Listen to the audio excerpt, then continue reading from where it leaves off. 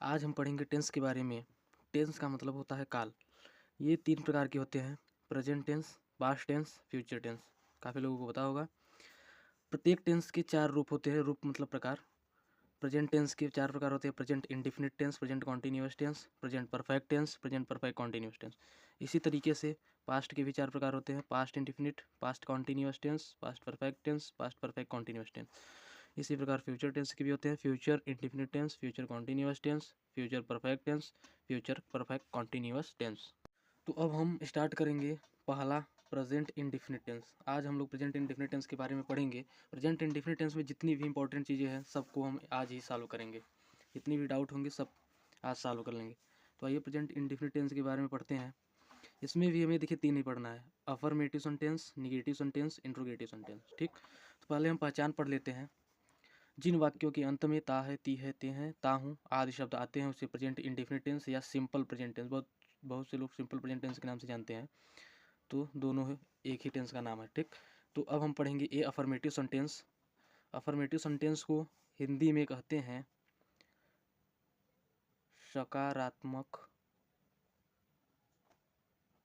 वाक्य।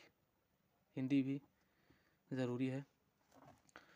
तो rule number 1 हमारा कहता है ही, सी, इट तथा एक वचन कर्ता या सब्जेक्ट, इंग्लिश में सब्जेक्ट बोलते हैं, के साथ मुख्य क्रिया में यस या ईएस, बस यही आपको समझना है, यस या ईएस जोड़ देते हैं। क्या होगा? एक वचन होगा। अगर ही, सी, इट तथा एक वचन सब्जेक्ट आ जाए तो उसके साथ हमें क्या करना है? मुख्य क्रिया में यस या ईएस जोड़ देना है। अच्छा, रूल नंबर 2 क्या कहता है? रूल नंबर 2 कहता है आई, वी, दे, यू तथा बहुवचन कर्ता के साथ मुख्य क्रिया में यस या ईएस नहीं जोड़ते हैं। ठीक, मतलब हम मुख्य क्रिया को जो कहते हो लिख देंगे, उसमें यस या यस नहीं जोड़ेंगे। ठीक, अब देखिए रूल नंबर 3। अब आपको ये जरूर कन्फ्यूजन होगा कि यस या ईएस, यस कहाँ पे लगाएंगे, ईएस कहाँ पे लगाएंगे। तो उसके लिए भी रूल नंबर 3 है। जिन क्रियाओं के अंत में जो भी वर्ब होगा उसके अंत में अगर यस, एच, सी, एच, ओ, यक्स, यस, डबल यस अगर ये आते हैं तो उनकी अंत में क्या करना है? यस, ई एस जोड़ देना है। ठीक, और जिनके अंत में इसको छोड़कर कोई भी आ जाए तो उसके अंत में हमें क्या अब हम फार्मूला देखेंगे। सब्जेक्ट प्लस वर्ब में यस या ईएस प्लस ऑब्जेक्ट। ठीक, आइए एग्जाम्पल के माध्यम से समझते हैं। देखिए सॉल्व कैसे करना है, बहुत ही आसान होता है।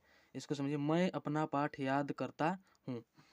तो मैं, अब देखिए आई आ गया ना। आई आपने रूल नंबर 2 पढ़ चुके हैं, आई, वी, दे, यू। तो आई लर्न, LEARN, लर्न मतलब याद करना। ठीक, माई, ये देखिए अपने के लिए माई। ठीक, लेसन।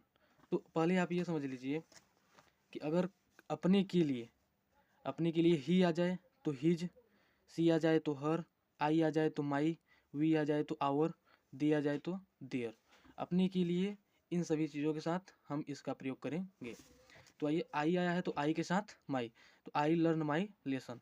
दूसरा, तुम एक पत्र लिखते हो। तुम, YOU बहुवचन हो गया तो यस या यस का प्रयोग नहीं करना है। WRITE राइट, ए एक है ना तो ए लेटर। इसी प्रकार हम तीसरा एग्जाम्पल देखेंगे। वह स्कूल जाता है। ही, देखिए गो मतलब जाना। देखिए ओ आ गया ना, आपने नियम में पढ़ा है ना, तो क्या करेंगे? ES जोड़ देंगे, गोज टू स्कूल। सीता एक मधुर गीत गाती है। सीता सिंग्स। देखिए O double S, S S जो नियम आपने अभी पढ़ा तो उसके हिसाब से यहाँ पे यस लगाए हैं। ठीक, ए स्वीट सॉन्ग। ठीक, अब आइए हम बी वाले पे चलते हैं, निगेटिव सेंटेंस। निगेटिव सेंटेंस मतलब होता है नकारात्मक वाक्य। रूल नंबर 1, सब नियम वही है, बस आपको क्या करना है? Negative sentence he, she, it एक वचन कर्ता के साथ निगेटिव सेंटेंस में ये डज नॉट, बस ये आपको याद रखना है कि अगर प्रेजेंट इंडेफिनिट टेंस का निगेटिव सेंटेंस है तो उसमें हमें डज नॉट का प्रयोग करना है। किसके लिए? एक वचन के लिए। अगर ही आ गया, सी आ गया, इट आ गया और एक वचन सब्जेक्ट आ गया तो उसके साथ डज नॉट का प्रयोग करते हैं। सेम इसी प्रकार हमारा rule number 2, I, we, they, you तथा बहुवचन सब्जेक्ट के साथ निगेटिव सेंटेंस में डू नॉट का प्रयोग करना है। ये दोनों चीज़ याद कर लीजिए, आप टेंस बनाना बहुत ही आसान लगेगा। फार्मूले के हिसाब से हम सेंटेंस को बैठाते हैं। तो देखिए सब्जेक्ट प्लस डज नॉट या डू नॉट। अब सब्जेक्ट पे आप डिपेंड करेंगे कि एक वचन है तो डज नॉट, बहुवचन है तो डू नॉट। वर्ब की फर्स्ट फॉर्म प्लस ऑब्जेक्ट। अब आइए इसका भी एग्जाम्पल देख लेते हैं। मैं अपना पाठ याद नहीं करता हूँ। अच्छा, अपना फिर यहाँ से आ गया, आपको यहाँ पे ध्यान देना है। आई, आई मतलब मैं, तो बहुवचन हो गया तो डू नॉट। लर्न मतलब याद करना, आई डू नॉट लर्न। अच्छा, आई के साथ अपने के लिए माई, तो I do not learn my lesson. वह एक पत्र नहीं लिखता है, तो अब हम इसका बनाएंगे तो ही एक वचन में आ गया तो does not write a letter. तुम स्कूल नहीं जाते हो, यू बहुवचन में आ गया तो do not go to school. हम अपनी किताब नहीं पढ़ते हैं, वी बहुवचन में आ गया तो do not, we do not read our, we के साथ आवर हम दिखा चुके हैं आपको, तो आवर बुक्स। अब आइए सबसे इंपॉर्टेंट, इसी में सबको दिक्कत होती है, इसलिए इसको ध्यान से देखिएगा। इंट्रोगेटिव सेंटेंस रूल नंबर 1, इसमें 2 ही नियम है। दोनों नियम अगर आप समझ आते हैं तो बहुत अच्छा। जब वाक्य के आरंभ में क्या शब्द, इसमें देखिए 2 ही नियम है, या तो वाक्य के आरंभ में क्या शब्द आएगा, या तो अभी रूल नंबर 2 दिखा रहे हैं, जब वाक्य के आरंभ में क्या शब्द आए तो वाक्य में सबसे पहले सब्जेक्ट के अनुसार सहायक क्रिया का प्रयोग करते हैं। बस ये नियम आपको समझना है, ये नियम आप समझ जाते हैं तो आप सेंटेंस बहुत अच्छी तरीके से बना लेंगे। इसको समझिए, क्या शब्द अगर पहले आ गया तो हमें कुछ नहीं करना है, हमें क्या करना है, सब्जेक्ट को देखकर उसके अनुसार सहायक क्रिया, अगर सब्जेक्ट एक वचन में है तो एक वचन का सहायक क्रिया, और सब्जेक्ट बहुवचन में है तो बहुवचन का सहायक क्रिया टेंस में रखना है। फार्मूला, जिस तरीके से फार्मूला दिया है उसी तरीके से आपको सेंटेंस लिखना है। तो देखिए, सब्जेक्ट को देखकर सबसे पहले अगर एक वचन है तो डज, बहुवचन है तो डू, उसके बाद फिर सब्जेक्ट, फिर वर्ब की फर्स्ट फॉर्म, फिर ऑब्जेक्ट लिखना, और लास्ट में ये क्वेश्चन मार्क, इसको जरूर लगाइएगा। ठीक, आइए हम एग्जांपल देखते हैं, क्या वह किताब पढ़ता है। अब देखिए क्या शब्द पहले आ गया, तो अब क्या शब्द अगर पहले आ गया तो आपको सब्जेक्ट को देखकर क्या करना है, सबसे पहले सहायक क्रिया को लिखना है। तो सब्जेक्ट आपका वह जो है एक वचन है, तो एक वचन के अनुसार हम डज लिखे हैं, उसके बाद फिर फार्मूला के अनुसार सब्जेक्ट, फिर वर्ब की फर्स्ट फॉर्म ए बुक, तो does he read a book, last में अपना मार्क लगाए, सेंटेंस बन के तैयार हो गया। फिर हम देखेंगे, क्या मैं तुम्हें एक कलम देता हूँ। तो अब देखिए क्या शब्द पहले आ गया तो क्या की इंग्लिश नहीं बनाना है। ठीक, मैं को देखकर अगर एक वचन है, मैं क्या हो, बहुवचन हो गया, तो बहुवचन के अनुसार हम डू का प्रयोग करेंगे, do I give you a pen. ठीक, अब आइए हम नेक्स्ट पेज पे देखते हैं। अब हम आते हैं रूल नंबर 2। ठीक, अगर वाक्यों के बीच में कब, क्यों, कहाँ, कैसे, क्या आदि प्रश्नवाचक शब्द हो तो सबसे पहले इनकी अंग्रेजी फिर डू डज का प्रयोग करते हैं। इसमें आपको ध्यान में देना है, अगर क्वेश्चन वर्ड अगर वाक्य के बीच में आ गए, ठीक, तो सबसे पहले उन्हीं की इंग्लिश बनेगी। Formula question word plus does या do plus subject plus verb की first form plus object question mark.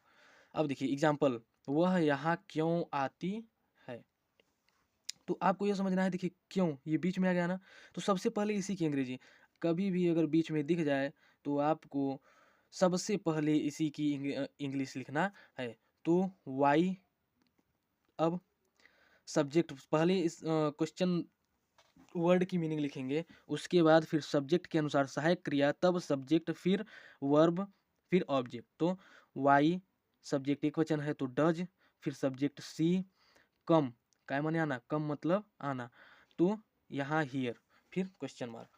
वह स्कूल कब जाता है, कब आ गया बीच में, तो सबसे पहले कब की मीनिंग लिखेंगे व्हेन, फिर सब्जेक्ट के अनुसार सहायक क्रिया, तो डज एक वचन है ना, तो ही, फिर जाना go to school question mark, ये आपका सेंटेंस बन जाएगा। अब देखिए इसमें एक चीज़ ध्यान देने वाली बात है, बहुत लोग इसमें गलत करते हैं।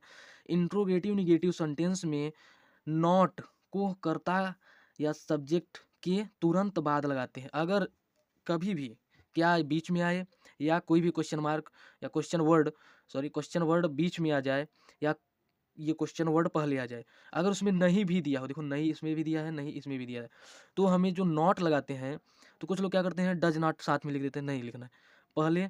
क्या वह एक पत्र नहीं लिखती है, तो आपको सब नियम वही लिखना है जो रूल नंबर 1 बताए हैं इंट्रोगेटिव का। बस करना क्या है, सब्जेक्ट के बाद ही नॉट लिखना है, बाकी सब नियम वही है। तो क्या आ गया, तो क्या की इंग्लिश नहीं बनाना है, सर्वप्रथम हमें सब्जेक्ट को देखकर सहायक क्रिया डज एक वचन है। फिर सी देखिए आपका सब्जेक्ट आ गया, तुरंत उसके बाद हम नॉट लगा देंगे, यही नोट पॉइंट में यही देखे हैं आप। तो डज सी नॉट, उसके बाद फिर क्या माने लिखना, राइट ए लेटर, लास्ट में ये मार्क लगा दीजिए, आपका सेंटेंस बन जाएगा। सेम इसी प्रकार हम रूल नंबर 2 का करते हैं नहीं के लिए। वह स्कूल क्यों नहीं जाता है, तो देखिए क्यों वाई सबसे पहले बनाएंगे बिना सोचे समझे, अगर क्यों बीच में आ गया तो सबसे पहले इसी की इंग्लिश लिखनी है वाई। फिर सब्जेक्ट को देखकर सहायक क्रिया, सब्जेक्ट एक वचन है तो सहायक क्रिया डज, फिर सब्जेक्ट ही। अब देखो नहीं है ना, तो ही के बाद बहुत लोग गलती करते हैं, डज नॉट लगा देते हैं, नहीं, ही के बाद ही नॉट लगाना है, आपको ये समझना पड़ेगा, ठीक। तो डज ही नॉट अब गो टू स्कूल, ये प्रेजेंट इंडेफिनिट टेंस आपका पूरा टेंस समाप्त हो चुका है।